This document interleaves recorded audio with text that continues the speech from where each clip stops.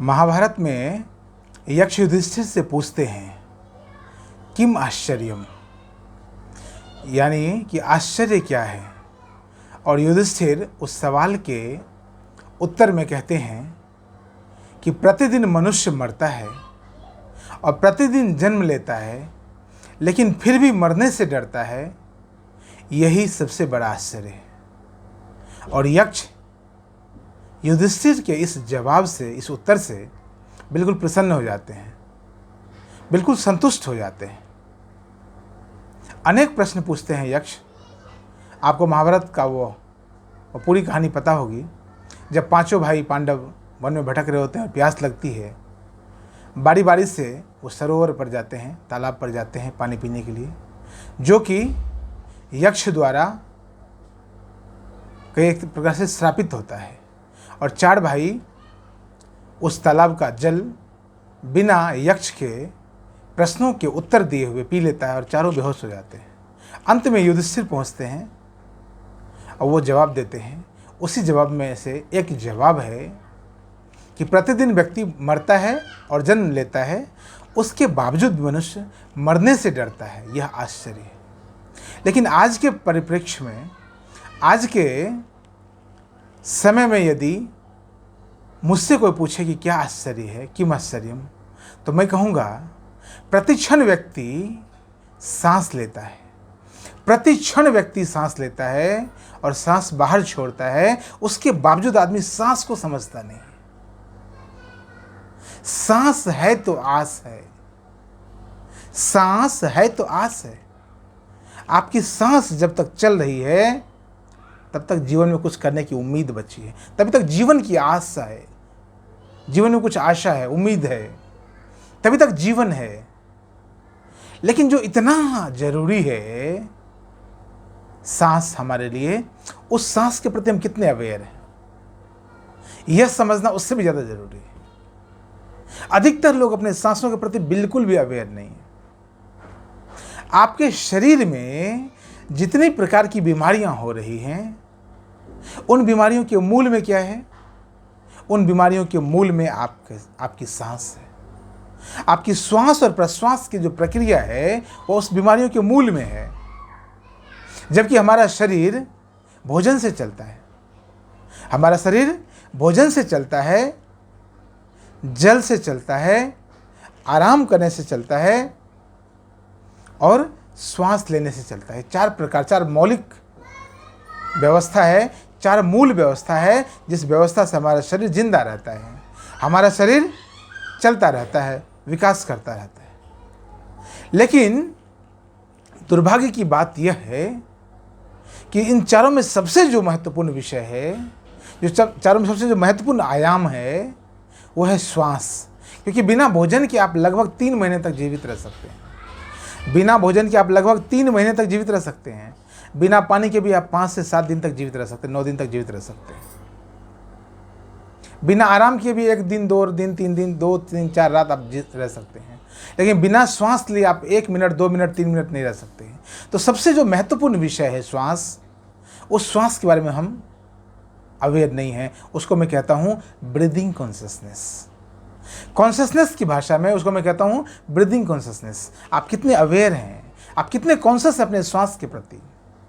जिन लोगों ने श्वास को जाना, जिन लोगों ने श्वास पर काम किया, जिन लोगों ने श्वास को समझने का काम किया, उन्होंने ही प्राणायाम की पूरी व्यवस्था दी है। उन लोगों ने ही प्राणायाम पैदा किया है। प्राणायाम और है क्या? प्राणों के आयाम, 5 प्रकार के प्राण हैं, उनके अलग अलग आयाम। हम जो कुछ भी भोजन करते हैं, यदि हम श्वास न लें तो भोजन पचेगा नहीं। हम जो कुछ भी जल ग्रहण करते हैं, उसमें भी श्वास, उसमें भी वायु है। हम समझते हैं H2O। हम जो सोते हैं, उस सोने के भीतर बहुत गहरी बात हमारे शरीर के साथ गुजरती है। उस सोने के साथ साथ हमारे भीतर श्वास बहुत गहरी चली जाती है। जब हम आराम कर रहे होते हैं तो श्वास यहाँ से, गले से, हृदय से और नीचे उतरती हुई नाभि तक चली जाती है। बहुत गहरी सांस हो जाती है, तभी हमारे शरीर को वास्तविक आराम मिलता है। श्वास इतनी महत्वपूर्ण है।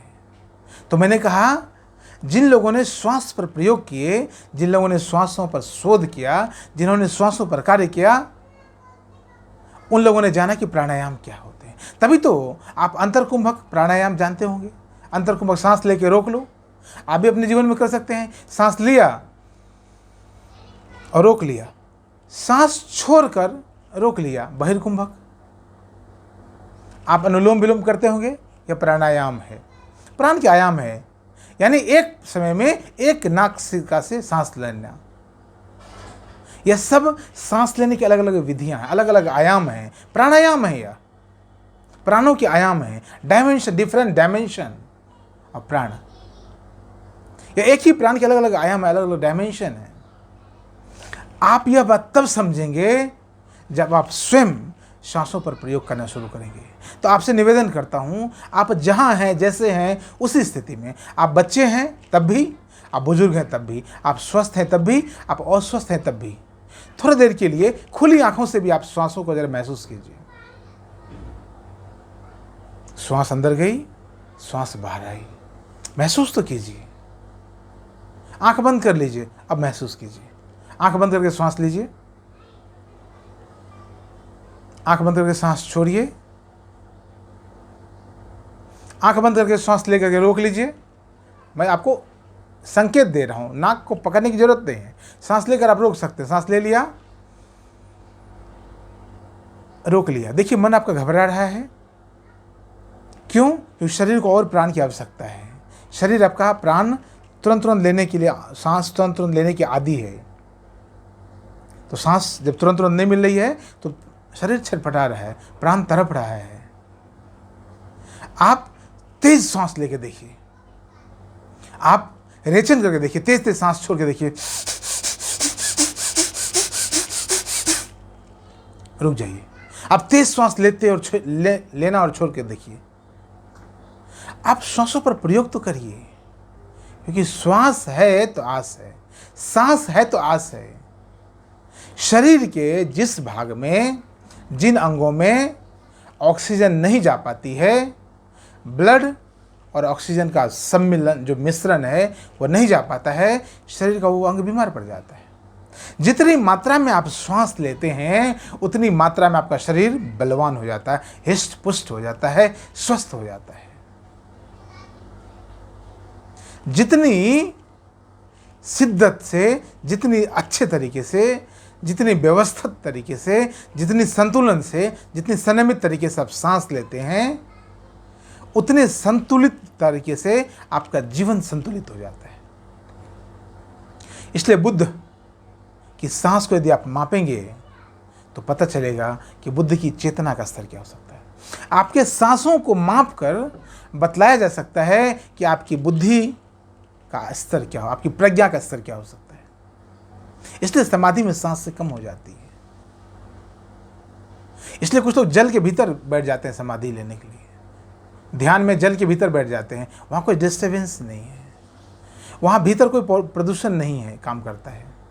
जल के नीचे बैठकर वहाँ कोई प्रदूषण काम, वहाँ कोई शोर सन्नाटा नहीं है, वहाँ कोई चिड़ियों की कोई किसी प्रकार का प्रदूषण नहीं है, वहाँ कोई डिस्टर्बेंस नहीं है। श्वास आपके भीतर जितनी गहरी होती चली जाएगी, आपकी प्रज्ञा उतनी गहरी होती चली जाएगी। आपके सोचने, विचारने और निर्णय लेने का ढंग उतना अच्छा होता चला जाएगा। आपकी श्वास जितनी उथल पुथल होगी, आपके सोचने, विचारने और निर्णय लेने का ढंग उतना हल्का और छिछालेदार होगा, उतना कम कीमत का होगा। इसलिए साधु श्वासों पर प्रयोग करता है। भगवान बुद्ध ने एक व्यवस्था दी, आनापान सति योग, आनापान विपश्यना। देखिए अपने श्वासों को। आप सभी को परमात्मा ने जीवन दिया है, आप सभी को परमात्मा ने इतना सुंदर शरीर दिया है, तो मैं कहता हूं क्यों नहीं कॉन्शियस हो पाते हैं। थोड़ा 1 मिनट का प्रयोग तो करके देखिए, अपने श्वास को बस महसूस करके देखिए। श्वास नाक से तो जा रही है, पर कहाँ कहाँ जा रही है शरीर में महसूस करके देखिए। आप जितना सांस को फॉलो करते चले जाएंगे, सांस के पीछे पीछे आप चलते चले जाएंगे, आप उतने प्रज्ञावान होते चले जाएंगे। आप उतने बुद्धिमान होते चले जाएंगे, आपका निर्णय उतना ज़्यादा अच्छा हो जाएगा। आप श्वास को फॉलो करिए, बस 1 मिनट, 2 मिनट, 5 मिनट के लिए आप श्वास को फॉलो करते रहिए। बस देखिए श्वास जा कहाँ कहाँ रही है। आप शरीर को भीतर से देखने लग जाएंगे। आप बीमार नहीं रहेंगे, आप स्वस्थ होने लग जाएंगे। आपका शारीरिक स्वास्थ्य अच्छा होने लग जाएगा, आपका मानसिक स्वास्थ्य अच्छा होने लग जाएगा। आपका जो इमोशनल इंटेलिजेंस है, आपका जो इमोशनल कॉन्शियसनेस है, वो अच्छा होने लग जाएगा। और श्वास सिर्फ आप ही को फायदा नहीं पहुंचाती है। अब तक ये जाना गया कि श्वास से सिर्फ स्वयं को लाभ होता है। श्वास यदि गहरी होगी, गहरी श्वास आप लेंगे तो गहरी श्वास छोड़ेंगे, और गहरी श्वास जो वापस जो लौटती है वो प्रकृति में एक गहरापन पैदा करती है। उससे अनेक लोगों का कल्याण हो सकता है। आपका शरीर यदि बुद्धत्व को उपलब्ध होता है, उससे अनेकों लोगों को फायदा मिलता है। आपकी चेतना यदि ज़्यादा गहरी होती है, उससे अनेक लोगों को प्रेरणा मिलती है। आपकी श्वास यदि गहरी होती है तो औरों के जीवन में भी उससे सीख मिलती है। आपकी श्वास बहुत कीमती है। जिस दिन ये श्वास निकल जाएगा, समाप्त हो जाएगा, उस दिन आपका शरीर 2 कौड़ी का रह जाएगा। उस दिन आपके शरीर को कोई पूछने वाला नहीं रहेगा। तब आपकी सारी कॉन्शसनेस धरी की धरी रह जाएगी। तब आपका सारा प्रयास धरा का धरा रह जाएगा। तब आपकी सारी बुद्धिमत्ता धरी की धरी रह जाएगी। तो जब तक ये श्वास है, तब तक जीवन में और कुछ बड़ा करने की आस है। तब तक जीवन को और समृद्धि से जानने की और जीने की आस है। तब तक और प्रेम फैलाने की आस है। तब तक और बुद्धत्व को उपलब्ध होने की आस है। तो श्वास पर प्रयोग करिए। जहाँ भी आप बैठे हैं, जिस भी स्थिति में रहें, मैंने कहा बीमार हैं, स्वस्थ हैं, अस्वस्थ हैं, जो भी हैं, जैसे भी हैं, आप जरा अपने सांसों को देखिए। श्वासों पर अनेक वीडियो उपलब्ध हैं, मेरे भी यूट्यूब में आप जाकर देखिए। रेचन करना सीखें, अंतर कुंभक लगाना सीखें। बहिर्कुंभक मैंने कहा सांसों को रोक लिया, अंतर कुंभक हो गया। सांस छोड़ दिया और नाक को बंद कर दिया, सांस को रोक लिया, बहिर्कुंभक हो गया। करके देखें, आपको अच्छा लगेगा। आप ज़्यादा से ज़्यादा गहरे उतरते चले जाएंगे। आपकी बुद्धि पहले से ज़्यादा संशोधित और परिमार्जित होने लग जाएगी। हर एक व्यक्ति को, पूरी मनुष्य जाति को आज आवश्यकता है तो संयमित होने की, और आपको संयमित होना आपकी सांस आसानी से सिखा सकती है। तो अभी से प्रयोग करिए। इसी वक्त आप जब ये वीडियो देख रहे हैं, इस वीडियो को देखने के साथ ही आप प्रयोग करना शुरू करें।